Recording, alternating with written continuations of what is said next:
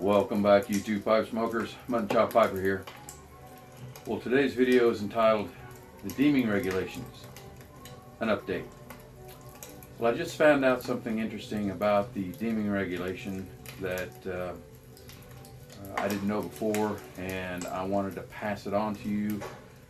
My goal here is to make sure that everyone is informed and that we kind of keep going with this fight to try to keep right to smoke pipes and cigars.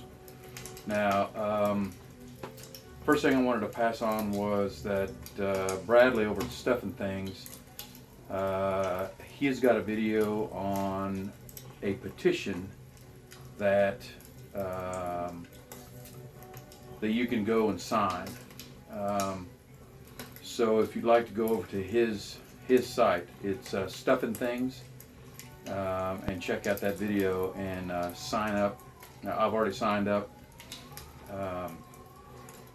but if you want to go over to his site, and he's got a link in the bucket to where you can go and sign your name on a petition that will hopefully draw attention to our bit of a plight. Okay, so on with the video. I've got some information that I just found out. I think it just happened either last week or it's gonna happen this coming week. So let me read you what the information is. A bill to change FDA grandfather date reintroduced in Congress. Representative Tom Cole, Republican from Oklahoma, and Sanford Bishop, Democrat from Georgia, have introduced the FDA Deeming Authority Clarification Act in the 115th Congress.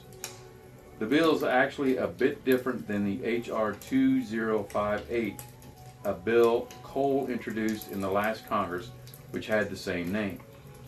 Its biggest function remains the same: to change the grandfather date for the U.S. Food and Drug Administration (FDA) deeming regulation from February 15, 2007 to the date the rules were enacted. August 8, 2016. So we're going from 2007 all the way up to 2016. If passed, the bill would have massive implications. Any new product introduced prior to August 8, 2016 would no longer be subject to the costly and burdensome process of substantial equivalence. For smaller and newer manufacturers, it would also give them ways to stay on the market with very little compliance cost. In addition, it would give all manufacturers a far greater amount of predicate product to argue for substantial equivalence for later on. What is substantial equivalence?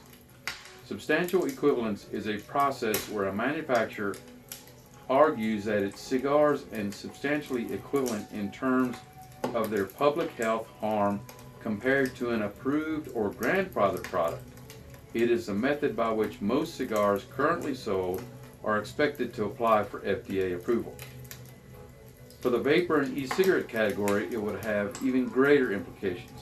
The category was either extremely small or non-existent as of February 15, 2007. Rapid technological evolutions have taken place since then, so even if there were vapor products on the market as of the current grandfather date, it's unlikely that any of the existing products sold today would be able to argue they are substantially equivalent.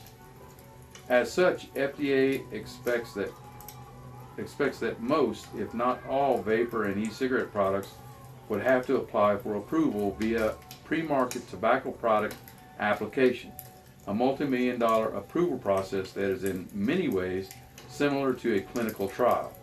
This process, which no cigar manufacturer is expected to be subject to, is immensely more challenging and costly than substantial equivalency. Because of this, it's likely this bill will garner substantial opposition from both big tobacco and anti-tobacco advocates. Who would have guessed that? HR 2058 garnered just 77 sponsors in its time. The new bill also has provisions that would prohibit advertising of any vapor product in any publication that is not considered an adult publication, and will create standardization for batteries within the vapor industry. The bill is different from HR 564 and S441, which would exempt premium cigars from FDA control.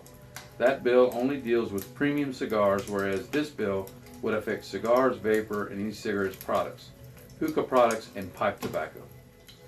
Furthermore, this bill would not exempt any products from FDA control.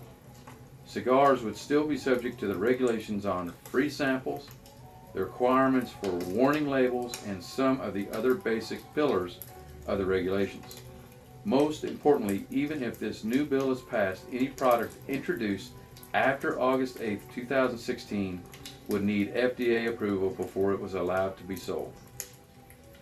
Okay, so basically what they're trying to do is they're trying to increase the grandfather date from 2007 to 2016, which means that any product that was created between 1850 or whatever all the way up to 2016 would be allowed to be sold on the market without having the FDA control over it or any testing or any of that kind of thing.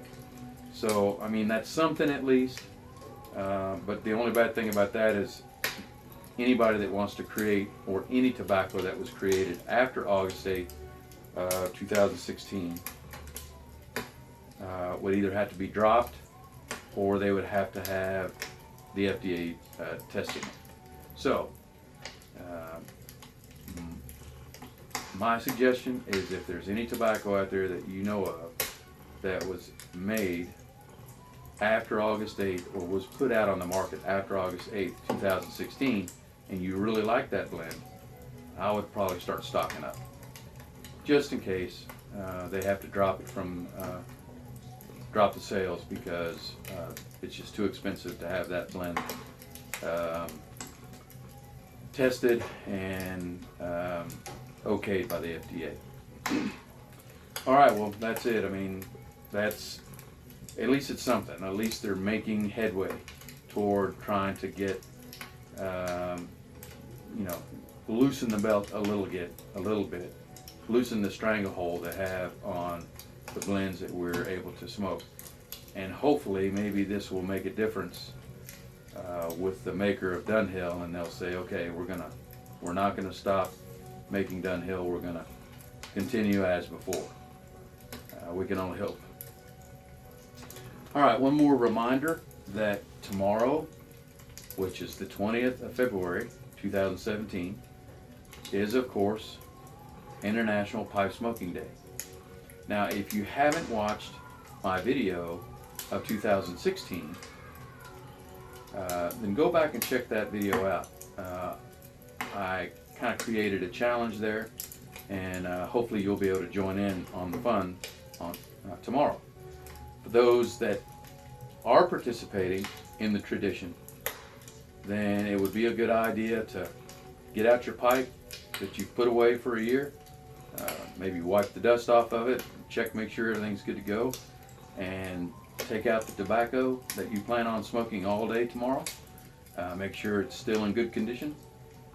Make sure it's still moist and it's still in, no mold has grown on it or anything, and it's good to go. So tomorrow you can get out that International Pipe Smoking Day pipe and that International Pipe Smoking Day tobacco, and smoke that pipe and that tobacco all day tomorrow. All right, until my next video, I hope you learned something, and I hope you enjoyed it. Until my next video, I want to wish you and your family happy piping.